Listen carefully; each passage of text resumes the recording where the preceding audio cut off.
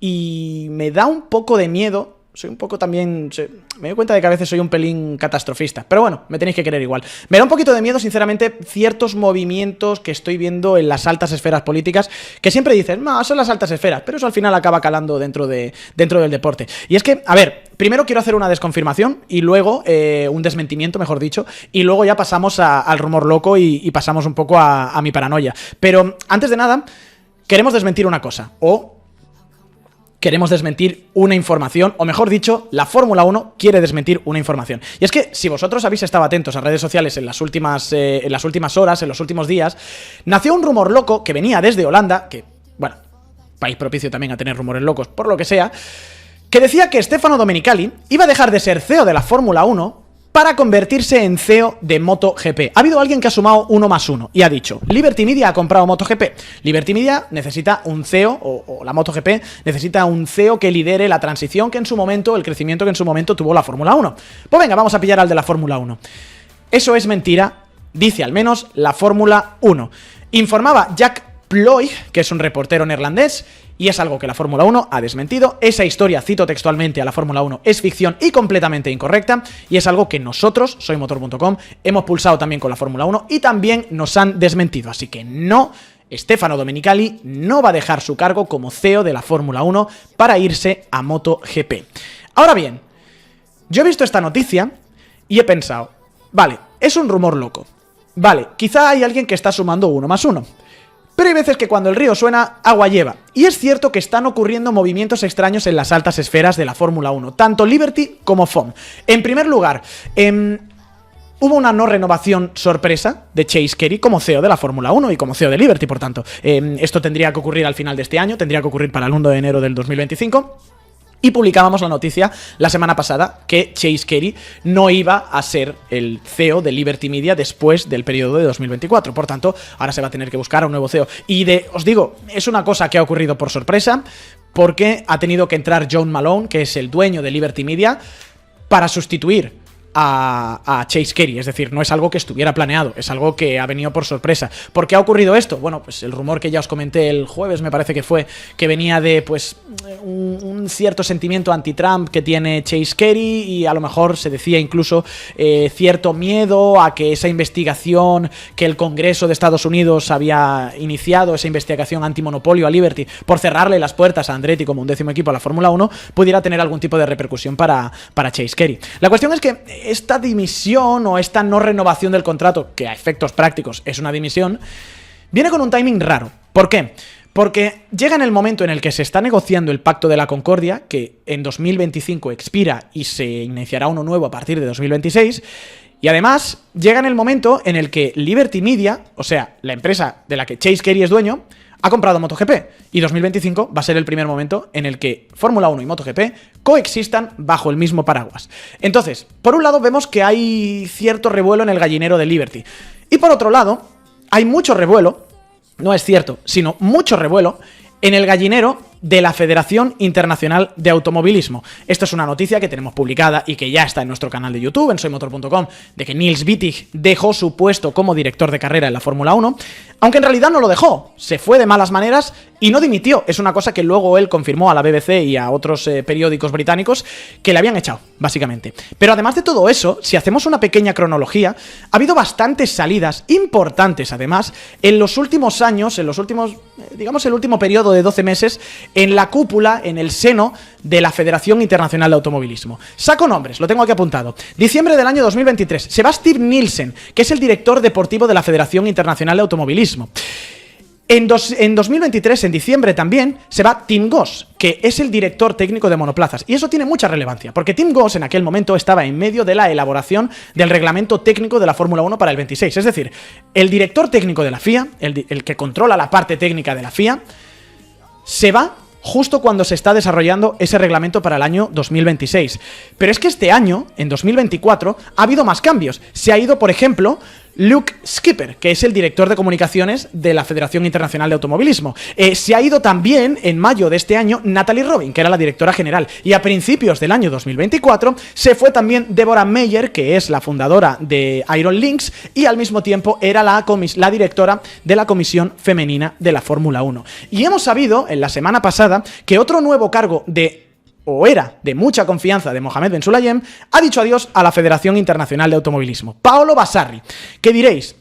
¿Quién es este tío? Pues es un tío importante, porque era el responsable de cumplimiento de la Federación Internacional. La BBC cita textualmente a un portavoz de la Federación Internacional de Automovilismo que dice que entienden que Vasarri se opuso o trató de eludir una serie de peticiones de Mohamed Ben Sulayem, el presidente de la FIA, que se opuso a ese enfoque que quería darle Vasarri. Y digo que Vasarri es una figura importante porque es el responsable de cumplimiento de la federación. Y si os acordáis, el año pasado, a las alturas más o menos, bueno, en diciembre, un poquito después de la época en la que estamos, salió un rumor, que luego se convirtió en verdad, que acusaba frontalmente a Mohamed Ben Sulayem, por el que, bueno, se acusaba al presidente de la Federación Internacional de Automovilismo de estar bajo investigación de la propia Federación Internacional por dos malas conductas, por dos acusaciones que se le hacían ese mismo año 2023. En primer lugar, haber interferido en una sanción que se aplicó en el Gran Premio de Arabia Saudí, el de Jeddah, a Fernando Alonso, en la que le quitan esos 10 segundos de sanción por tocar el coche después de salir mal. Decían que Mohamed Ben Sulayem intervino en esa sanción para que le quitara la sanción a Fernando, y luego, para mí lo que es la más escandalosa, que se filtró que Mohamed Ben Sulayem había forzado y había pedido expresamente a los comisarios y a los delegados de la Federación Internacional de Automovilismo que fueron a revisar el circuito de Las Vegas, donde vamos a correr este fin de semana, para homologarlo y para dar el ok para que se pudiera correr ahí, que Mohamed Ben Sulayem pidió que si hacía falta se inventaran pruebas para no homologar el circuito. Es decir, jugar con el pan de la Federación, con el pan de la FOM, porque el Gran Premio de Las Vegas es la carrera local de la Fórmula 1. No es Silverstone, no es Mónaco. La Fórmula 1 compró un terreno sobre el que ha edificado su iglesia, su paddock y su recta de meta en Las Vegas.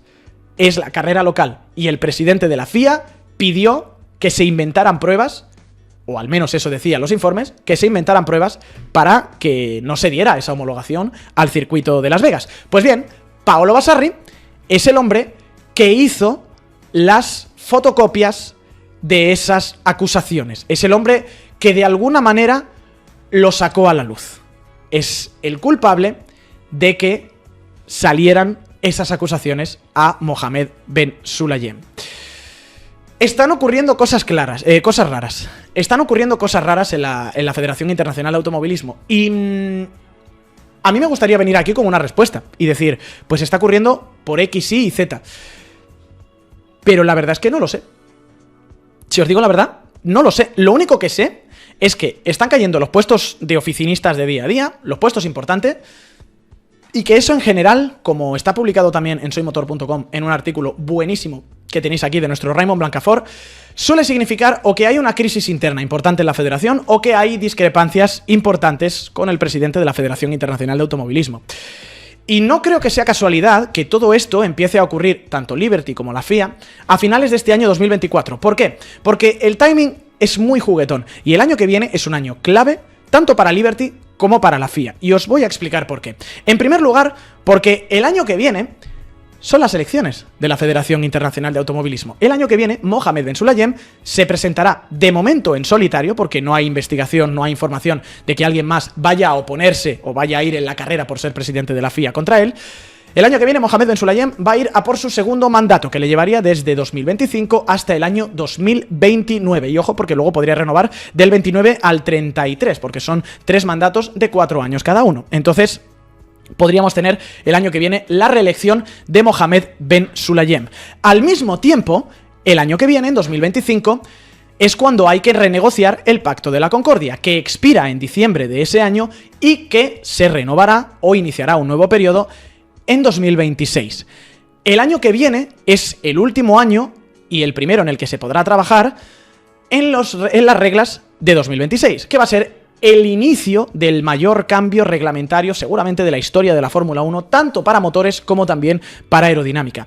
Y luego hay otro dato, que esto no está tan relacionado con la FIA, pero que creo que es importante para el ecosistema de la Fórmula 1, y es que el año que viene va a ser el primer año en el que Liberty Media controlará la Fórmula 1 y MotoGP. Mucho cuidado. Mucho cuidado, porque de alguna forma yo estoy empezando a entender ya algunos de los movimientos que ha hecho Liberty. Y hay guerra, y no sé por qué hay guerra, o no sé señalar los detalles de esa guerra. Pero sé que esa guerra es importante. Y sé que de esa guerra depende el futuro y la sostenibilidad, yo creo, de la Fórmula 1 a largo plazo. Porque ahora mismo Liberty Media tiene en su mano dos categorías que son increíblemente jugosas, la Fórmula 1 y MotoGP. En cuanto a audiencia, no hay ningún tipo de discusión, Fórmula 1 gana claramente a MotoGP. En cuanto a generación de dinero y repercusión e impacto, la Fórmula 1 es más grande, es más importante también que MotoGP. Pero sí que es cierto una cosa, que a partir del año que viene las cosas pueden cambiar.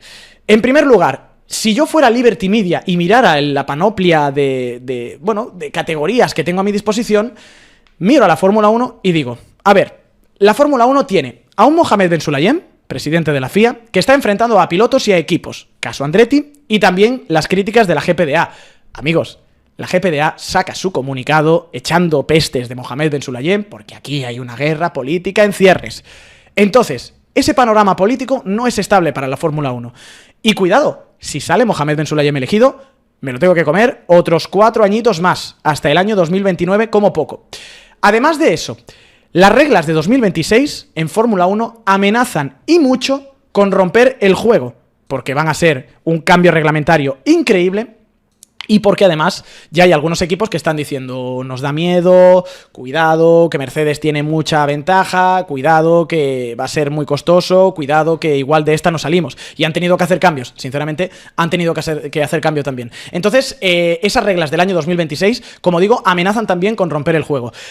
El Pacto de la Concordia está con una renovación en marcha, pero es una renovación a corto plazo. El Pacto de la Concordia se renueva cada 5 años, es decir, tienes un periodo de relativa paz, pero luego tienes que volver otra vez a discutir, y en el Pacto de la Concordia es donde está el reparto del dinero, y donde repartes el dinero es donde se dan las hostias, básicamente. Y además de todo eso, tenemos también ese pacto, como digo, de que Liberty Media ahora es MotoGP, y eso de alguna forma puede afectar también a la categoría máxima. Y por el otro lado, yo soy Liberty Media y de repente veo MotoGP y digo, bueno, pues MotoGP tiene un acuerdo de Dorna y FIM hasta el año 2060.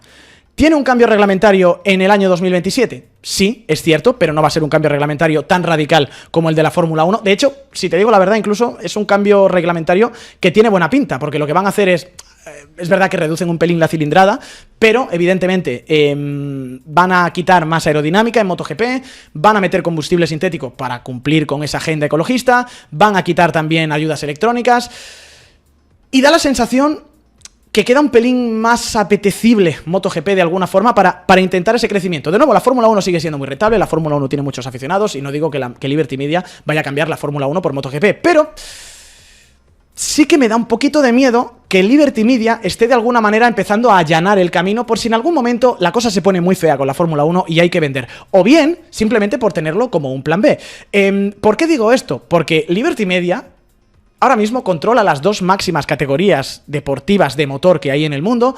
Han aprendido muy bien la lección con la Fórmula 1. Ellos saben positivamente que del motor se puede vivir, que si tú lo haces bien, y ellos lo han hecho bien con Drive to Survive, con la apertura de redes sociales, haciendo héroes a los pilotos, se puede vivir y puede sacar muchísimo dinero. Ya han encontrado esa alquimia con la Fórmula 1 y ahora lo que pueden hacer con MotoGP es replicarlo en un escenario que tiene muchísimo potencial, en un escenario que es muy interesante, lo hemos visto este año deportivamente hablando, y que parece además que no tiene los líos internos que tiene la Fórmula 1. Entonces, yo tengo miedo, y yo al final lo que pido, es la sensatez que pido aquí siempre, es que tengamos cuidado.